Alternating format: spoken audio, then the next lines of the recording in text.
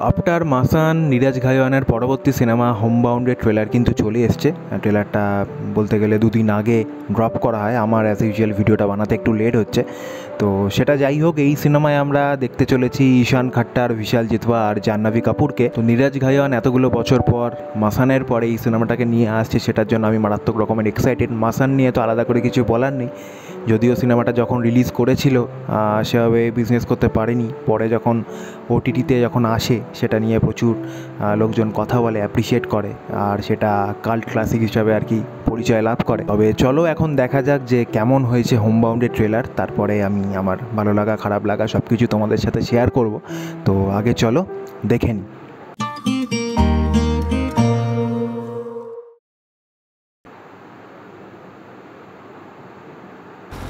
Police सेवा भर्ती एवं प्रणोती बोर्ड में आपका स्वागत है। आवेदन सूचना के लिए 1 दबाएं। नियुक्ति। हेलो सर, पुलिस भर्ती का रिजल्ट कब तक आएगा? शॉट कभी हंसते बेवजह, कभी करते हैं जीरे तेरे কি সুন্দর শটগুলো নেওয়া। मोहम्मद सोएब हमारा दोस्त है। दोस्त नहीं, मजबूरी, बचपन से झेल रहे हैं। और आप? जी हम, ये है हमारा मशहूर बिरयानी चोर। सड़क पे दिखते ही गीली चप्पल से कंटाप धरिए। गर्दा उड़े उड़े यार मेरे, यार मेरे। ग्रेजुएट बनेंगे, मन किया तो आगे पीएचडी भी करेंगे, तभी लोग अपनी कुर्सी हमसे सटा के बैठेंगे। चलो। সুন্দর ব্যাকগ্রাউন্ড স্কোর। सीमेंट की छत वाला घर बनाएंगे, वर्दी पहन के बैठेंगे छत के ऊपर, लोग सलूट ठोकेंगे हम। पूरा नाम क्या लिखते हो? चंदन कुमार ही है सर। गोत्र? मोहम्मद शोएब। जी सर। हमारा बॉटल बना करो। हमको नहीं जाना दुबई, यहीं रहना है, रोज रोज जलील होना है। एक बार हम सिपाही बन गए, साला किसी के बाप ने একটা শট, প্রত্যেকটা ফ্রেম। सोएब हम चाहे जितने विकेट उखाड़, ও सरकारी फार्म की कैटेगरी वाले डिब्बे भर की औकात है हमारी, और बस वही तक सीमित है, वही हमारी पहचान। पहचान वो नहीं है बे जो हमें पकड़ाई गई, पहचान तो वो है जो हम खुद बनाते हैं। শট। हो अपना पक्का घर बनाएंगे हम। सैल्यूट साहब। अपना पूरा नाम लेते भट्टी है तेरी। तू तो बहुत बड़ा कुर्रम खान है ना। वो चाहते हैं चंदन।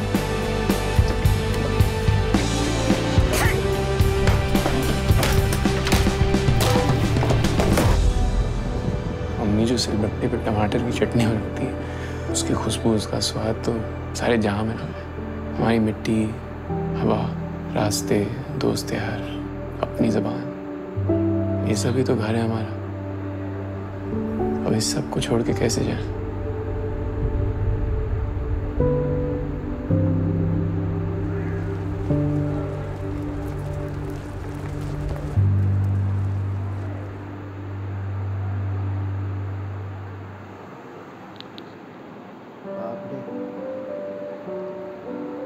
কি ট্রেলার এটা! মানে একটা ট্রেলারকে যে এত যত্ন নিয়ে বানানো যায়, এটা হচ্ছে তার প্রমাণ। তুমি যতবার দেখবে ট্রেলারটা ততবার তুমি মুগ্ধ হবে। আমি জাস্ট একবার দেখলাম, একবার দেখে আমার চোখে যা যা জিনিস ধরা পড়েছে আমি সেগুলো শেয়ার করব। তবে আমার মনে হয় যে ট্রেলারটা আমি যদি আরও 5, 6 বা 7 বার দেখতে পেতাম, তাহলে হয়তো আরও অনেক কিছু জিনিস আরও আমার চোখে পড়তো, যেগুলো আমি মিস করে গেছি। তো ট্রেলারটা দেখে গল্প যেটুকুনি আন্দাজ করা গেলো সেটা আগে বলি। যে দুই বন্ধু যারা পুলিশের পরীক্ষার আর কি প্রিপারেশান নিচ্ছে, যারা চায় তাদের একটা চাকরি হোক, কারণ তাদেরকে ছোটোবেলা থেকেই তাদের কাস্ট, তাদের জাত, এর বেসিসে তাদেরকে আর কি জাজ করে আসা হয়েছে। তারা মনে করে যে তাদের কাছে যদি একটা ভালো চাকরি চলে আসে, তারা যদি একটা ভালো চাকরি জোগাড় করতে পারে, তাহলে হয়তো যারা এতদিন তাদের ছোট করে এসছে তারা হয়তো তাদের সম্মান করবে। তো সেই নিয়েই হচ্ছে এই পুরো সিনেমাটা। এবার আদৌ কি তারা সেই চাকরি পাবে, নাকি তাদেরকে শেষমেশ তাদের ভিটে জমি সব কিছু ছেড়ে বাইরে চলে যেতে হবে, সেটা দেখার জন্যই সিনেমাটা দেখতে হবে যে কী হতে চলেছে। এবার যে কথাটা না বললে নয়, সেটা হচ্ছে এখানে 3 জনের পারফরমেন্স। বিশাল জিতওয়া, জাহ্নবী কাপুর আর ঈশান খাট্টার। তিনজনে আউটস্ট্যান্ডিং। বিশাল জেঠুয়ার পারফরমেন্স আগে আমি দেখেছি, মার্দানি 2-তে দেখেছি, এছাড়াও সে আর একটা সিনেমা করেছিল কাজলের সাথে, সিনেমাটার নাম আমার এই মুহূর্তে মনে পড়ছে না। দুটো সিনেমাতেই সে কিন্তু আউটস্ট্যান্ডিং পারফরমেন্স দিয়েছিল। ইভেন সেখানেও সেরকম পারফরমেন্স দিতে চলেছে, সেটা নিয়ে কোনো সন্দেহের জায়গা নেই। তবে আমাকে অবাক করেছে ঈশান খাট্টার আর জাহ্নবী কাপুর, দুজনকে যেভাবে প্রেজেন্ট করেছে ডিরেক্টর, যেভাবে তাদেরকে পুরো ট্রেলারটা জুড়ে দেখিয়েছে, এত ন্যাচারালভাবে তাদেরকে প্রেজেন্ট করেছে বলার মতো না। এই জন্যই বলে যে একটা ভালো ডিরেক্টর সবসময় মানে যে কোনো খারাপ অ্যাক্টর বা অ্যাক্ট্রেসকে একটা ভালো জায়গায় নিয়ে চলে যেতে পারে, এটা হচ্ছে তার প্রমাণ। পুরো ট্রেলার জুড়ে ঈশান আর বিশালের মধ্যে যে বন্ডিং, তাদের মধ্যে যে বন্ধুত্ব, সেটা যেভাবে তুলে ধরেছে দারুণ। আর জাহ্নবী কাপুরের কথা তো আলাদা করে কিছু বলার নেই, তাকে আমি সত্যি কথা বলতে গেলে তাকে আমি সহ্য করতে পারি না, কিন্তু এখানে তাকে এত সুন্দর লাগছে, এত ন্যাচারাল লাগছে, তার ডায়লগগুলো এত মিষ্টি লাগছে শুনতে, অদ্ভুত ব্যাপার। অন্য সিনেমায় তাকে 5-10 মিনিটের বেশি সহ্য করা খুব চাপের, কিন্তু এখানে তাকে এত সুন্দরভাবে প্রেজেন্ট করেছে, মানে হ্যাটস অফ ডিরেক্টরকে। এবার বলি তারা যেভাবে ট্রেলারটা ডিজাইন করেছে, যে শটগুলো নেওয়া হয়েছে, যে ফ্রেমগুলো দেখিয়েছে, সেগুলো মারাত্মক। প্রথমেই যে শটটা রয়েছে যে বিশাল কাউকে ফোন করতে, যে চাকরির পরীক্ষার রেজাল্ট বেরিয়েছে কি না, তার কথা শেষ হতে না হতেই ওপর থেকে একটা টালি খসে পড়ছে, আর যেখান থেকে টালিটা খসে পড়ছে ওই জায়গা থেকে এক চিলতে রোদ এসে ঘরের দেওয়ালে পড়ছে। তো এই জিনিসটা দিয়ে আর কি ডিরেক্টর বুঝিয়ে দিল যে তার কাছে চাকরির ইম্পর্টেন্স কতটা, চাকরিটা কতটা দরকার তার কয়েকটা সিন পরেই তাকে বলতে শোনা যাচ্ছে, মানে বিশালকে বলতে শোনা যাচ্ছে যে চাকরি পেলে আমি প্রথমে সিমেন্টের ছাদ বানাবো আর তার ওপর মানে ইউনিফর্ম পরে বসে থাকবো, যাতে যারা ওদেরকে এতদিন ছোট করে এসে তারা এসে যেন স্যালুট করে। এছাড়া যে প্রথম দিকে দেখালো যে দুই বন্ধু বাইকে করে আসছে, একটা শট মানে তাদেরকে ট্র্যাক করতে করতে ক্যামেরাটা আসছে, সাইড থেকে এসে তাদের সামনে ক্যামেরাটা চলে এলো, দারুণ লেগেছে ওই শটটা। এছাড়া ছাদের মধ্যে যখন দুই বন্ধু দাঁড়িয়ে আছে, তাদের একটা শট নেওয়া হয়েছে, সিলোয়েট শট নেওয়া হয়েছে, আর তাদের একটা সাইডে একটা বাজি ফাটছে, তো দিওয়ালির সিন ওটা, তো দেখতে অসম্ভব সুন্দর লাগছে। ডায়লগের সাথে একটা জায়গায় একটা সিনের যে সুন্দর একটা ম্যাচ দেখলাম, সেটা হচ্ছে একটা সিনে তাদেরকে বলতে শোনা গেলে আমরা যতই উইকেট তুলে নিই না কেন, যে সরকারি চাকরি এরকম ফর্ম ফিল আপ করতে করতেই আমাদের সারা জীবন কেটে যাবে, এরকম কিছু একটা ডায়লগ ছিল। তো ডায়লগে যখন বলছে আমরা যতই উইকেট তুলে নিই না কেন, ভিডিওতে আমরা এক্স্যাক্টলি ওটাই দেখতে পাচ্ছি যে একটা ছেলে উইকেট তুলে তাদেরকে মারতে যাচ্ছে। তো কত সুন্দরভাবে যে মানে জিনিসগুলোকে ম্যানেজ করেছে, এটা সত্যিই দেখার মতো। এরা যখন তাদের পরীক্ষার সিট পড়ছে অন্য জায়গায়, স্টেশনের মধ্যে থেকে ঈশান কাটটা যেভাবে ভিড় ঠেলে এগোচ্ছে ট্রেনের দিকে, বা একটা কম্পার্টমেন্টের মধ্যে যখন দেখছে এত ভিড়, কেউ নিচে বসে কেউ ওপরে বসে, সেটা দেখে তাদের যে রিয়াকশান, তারা একে অপরের মুখের দিকে তাকাচ্ছে, সেই জিনিসগুলো এত সুন্দরভাবে দেখিয়েছে। বা যদি বলি লাস্ট সিনটায় যেভাবে রাগের মাথায় ঘরের মধ্যে ওই ভাঙচুর করছে, এত ইন্টেন্স প্রত্যেকটা ফ্রেম, প্রত্যেকটা সিন, মানে তোমাকে চুপ করে দেখতে বাধ্য করবে একদম। মানে কি বলবো, আমার কাছে মানে কি বলবো, ভাষা কম পড়ছে এটা ডিসক্রাইব করার জন্য। আর সব শেষে যে ডায়লগটা রয়েছে, তার বাবা যখন বলছে যে এসব এখানে রোজ পড়ে থেকে জালিল হওয়ার থেকে তুমি তো পারো দুবাই চলে যেতে, কেন দুবাই চলে যাচ্ছ না, সেখানে ঈশানের যে ডায়লগটা রয়েছে ঘর নিয়ে, সেটা আউটস্ট্যান্ডিং। মানে কি বলবো, যে কাউকে সেই ডায়লগটা ইমোশনাল করে দেবেই দেবে। ঘর মানে আমরা জাস্ট, আমাদের কাছে জাস্ট ওই মানে ইটের দেওয়াল চারপাশে, তার মধ্যে আমরা থাকছি, সেটা ঘর না। ঘর মানে মায়ের হাতের রান্না, আমরা যেখানে থাকছি সেখানের বন্ধু, সেখানকার আমাদের নিজের লোকজন, সেখানকার মাটি, সেখানকার ধুলো, সব কিছু নিয়েই আমাদের ঘর। তো এসব ছেড়ে কি করে আমি বাইরে চলে যাব?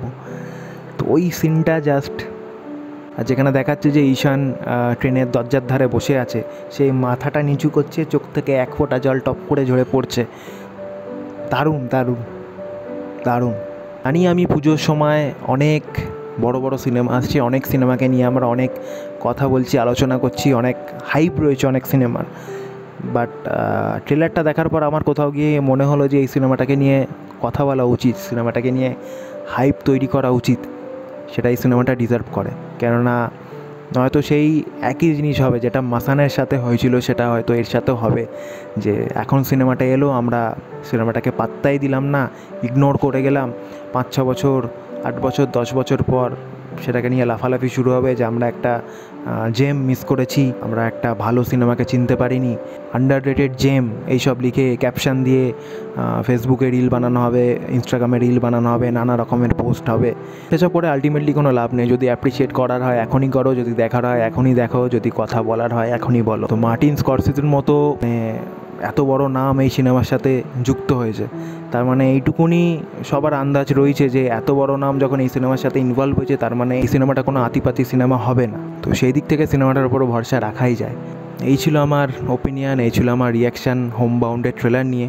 ট্রেলারটা আমি কি বলবো, আবারও দেখবো, যতবারই দেখবো ততবারই আমি মুগ্ধ হব, সে নিয়ে কোনো সন্দেহ নেই। প্রত্যেকটা ফ্রেম, প্রত্যেকটা শট আমায় জাস্ট তাকিয়ে থাকতে বাধ্য করবে। পুরো ট্রেলারটার মধ্যে যেভাবে এক একটা করে টাইটেল পড়ছিল, এমনকি লাস্টে যে শটটা রয়েছে, সিনেমার নামটা আসছে হোমবাউন্ড বলে, আর নিচ থেকে দুজন হেঁটে চলে যাচ্ছে, এমনকি একদম লাস্টের সিন যেটা রয়েছে যেখানে ডিরেক্টরের নাম দেখাচ্ছে, একটা ব্রিজ, তার ওপর ডিরেক্টরের নাম দেখাচ্ছে, আর ওপর থেকে শটটা নেওয়া, আর অনেক লোক ছোটো ছোটো ছোটো ছোটো দেখাচ্ছে তাদের, তারা ব্রিজের মধ্যে দিয়ে হেঁটে যাচ্ছে, আর দু সাইডে পুরো অন্ধকার।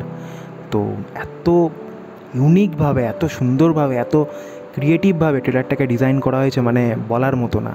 তো এটুকুনি বলবো, সিনেমাটা এলে সবাই দেখো, ভালো সিনেমা দেখো, ভালো সিনেমাকে সাপোর্ট করো।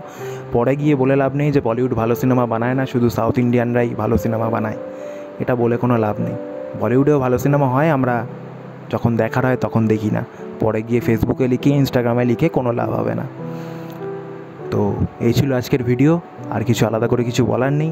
ভিডিওটা ভালো লেগে থাকলে তোমরা লাইক করে দিও, তোমাদের মতামত কমেন্ট করে জানাতে পারো, আর চ্যানেলে নতুন হয়ে থাকলে অবশ্যই সাবস্ক্রাইব করে দিও।